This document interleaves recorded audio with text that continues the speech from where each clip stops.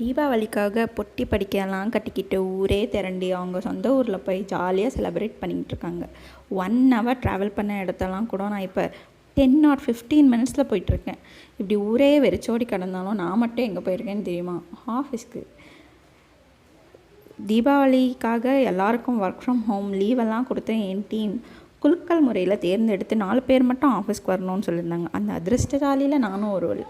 என்னதான் கடுப்பாக இருந்தாலும் ஆஃபீஸ் போக என்னோடய ப்ளேஸ்லேருந்து இந்த வியூ பார்க்கும்போதே ஒரு மன நிம்மதி, மோட்சம் எல்லாமே கிடச்சிரும் எனக்கு. என்னவே கடுப்பாக இருந்தாலும் அங்கே உக்காந்துட்டு ஒரு 5 மினிட்ஸ் உக்காந்து தண்ணியோ காஃபியோ குடிச்சிக்கிட்டு அந்த இடத்த பார்க்கும்போதே அப்படியே காமாகி நெக்ஸ்ட் என் வேலையை பார்க்க ஆரம்பிச்சிடுவேன். எனக்கு பிடிச்ச இன்னொரு இடம் என்னென்னா இந்த மிரர் தான். நம்ம கேர்ள்ஸ்க்கெல்லாம் இந்த மாதிரி ஒரு ஆசை இருக்கும் தெரியுமா, ஒரு பெரிய மிரர் வாங்கி வச்சுக்கணும் வீட்டிலன்னு. அதுதான் அந்த மிரர். ஆனால் ஒன்று அங்கே ஓடிடுவேன். சரி அப்படியே கொஞ்சம் நேரம் வேலை பார்த்துட்டு பசி ஆகி வந்துருச்சு ஒரு 1 o'clock.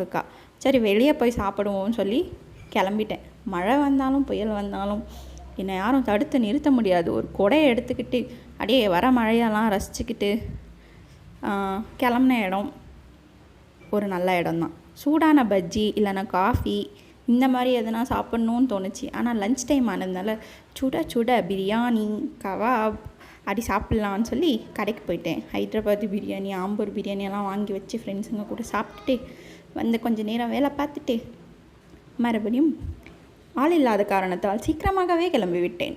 வரும் வழியில் இந்த அழகை தான் பார்த்து ரசிச்சிட்டே வந்தேன். உங்களுக்கும் பிடிச்சிருக்கான்னு சொல்லி சொல்லுங்கள். என்னோடய ஆஃபீஸ் எனக்கு ரொம்ப பிடிக்கும். இந்த மாதிரி யாரும் இல்லாதப்ப நடந்து வர